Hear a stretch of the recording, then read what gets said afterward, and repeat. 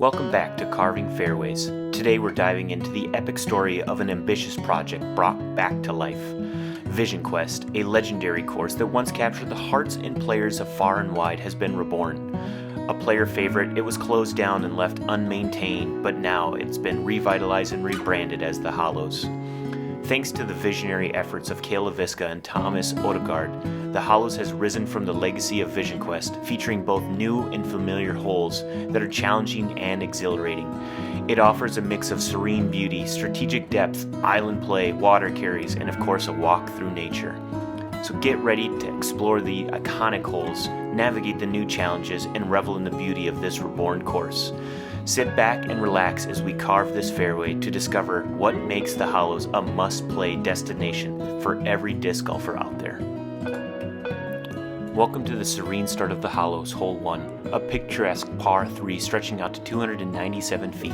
As we stand on the tee, take in the view of the narrow fairway framed by the natural beauty. Whether you choose the straight path down the tunnel or opt for a backhand hyzer, a well-placed drive will give you a satisfying start to your round. Moving on to hole number 2, we've got a classic alley shot. This 287-foot par 3 begins with a journey through a wooded lane.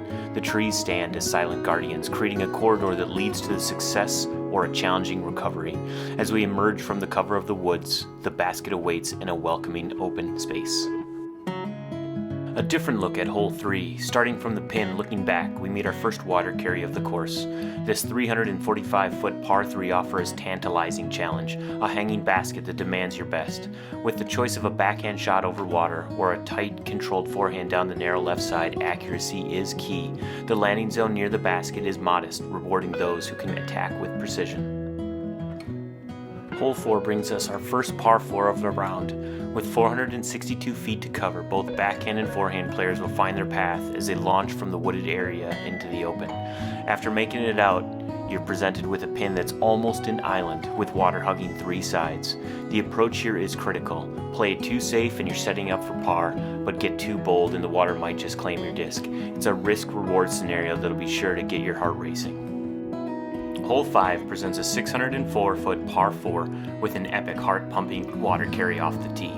The drive requires power to make the initial carry, setting you up for a technical journey through the forest. The fairway narrows as you progress, with trees lining the path. Your target is nestled in a clearing, rewarding a strategic approach with a chance for a birdie. Prepare to rise above the water, thread the needle through the woods to achieve success on this complex hole. Hole 6 offers a break from the long hauls. With a 220-foot par 3, it's a short and sweet, but don't be deceived. The basket is cradled by a protective ring of trees sitting in a gentle hollow. A backhand turnover or forehand shot should dial you in for that tweet. Take a breath, pick your line, and let it fly. Hole 7 lays down the gauntlet with a 552-foot par 4, where strategy will be your best ally. Off the tee, a smattering of trees offers 2 distinct choices, a forehand line or a daring backhand route through the center. To conquer this hole, think of it as a 2-part saga. First, navigate past the initial tree split to secure a spot on the fairway's other side, then prepare to execute a dogleg right angling your approach to meet the basket. Hole 8 is a straight shot through the woods stretching out to 333 feet. The fairway is lined with a myriad of trees requiring a backhand that holds true to the line while finishing with a subtle fade to the left. Precision is paramount to hit the gap and carry the distance on this technical hole. It's not just about power, it's about threading your disc through the natural obstacles with finesse. As we approach the halfway mark, hole 9 serves up a short but sweet backhand opportunity. This par 3 at 242 feet might seem straightforward, but with out of bounds directly behind the basket, there's little room for error. The raised basket poses an extra challenge, turning every putt into a critical moment. On to hole 10, a 331-foot par 3.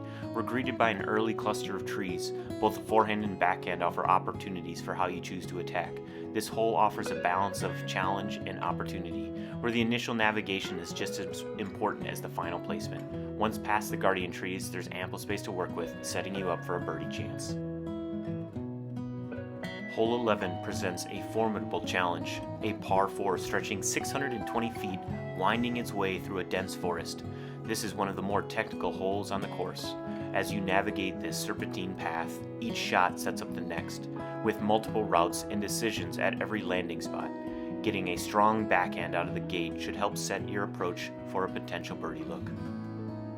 Getting closer to making your way back through the woods, hole 12 sets up a 614-foot par 4 that opens up a bit more than the previous hole 11. A good power forehand or backhand can set you up for a nice mid-range approach. However, you'll need to make sure you don't hit jail on the right or left side with that drive off the tee.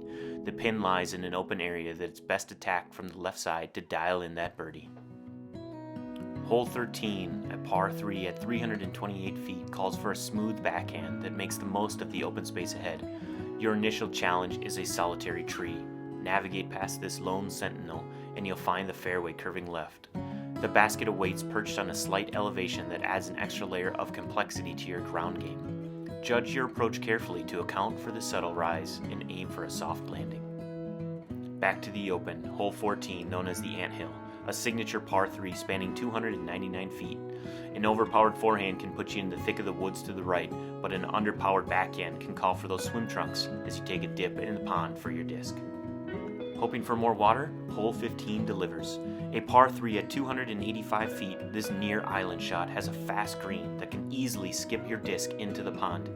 If you happen to hit the water, you'll find a daunting putt from the drop zone on your way to accessing the basket. Hole 16, a 265-foot par 3, offers an inviting start with an open fairway.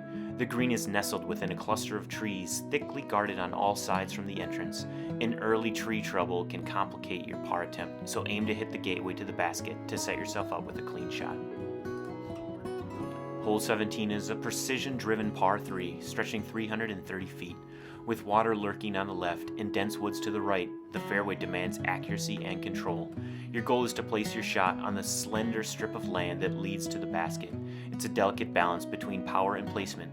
Too much, you could be wet, and too little, you're in the thick of the forest. As we come to the finale, hole 18 is a fitting end of our round, with a 421-foot par 3. The fairway ahead is generous, but don't let its openness lull you into a false sense of security. Water on both sides can punish you quickly. Your target is the gazebo, a unique feature that houses the basket, adding a final twist to your round. And that does it for the Hollows. If you've enjoyed this course tour, show some love to that like button. Stay in the loop for more disc golf adventures by hitting the subscribe button and ringing the bell. Got a memorable moment of a favorite hole here at the Hollows? Let us know in the comments below. We're all about sharing those tips from the course. Continue to carve those fairways, and we'll catch you at the next tee box.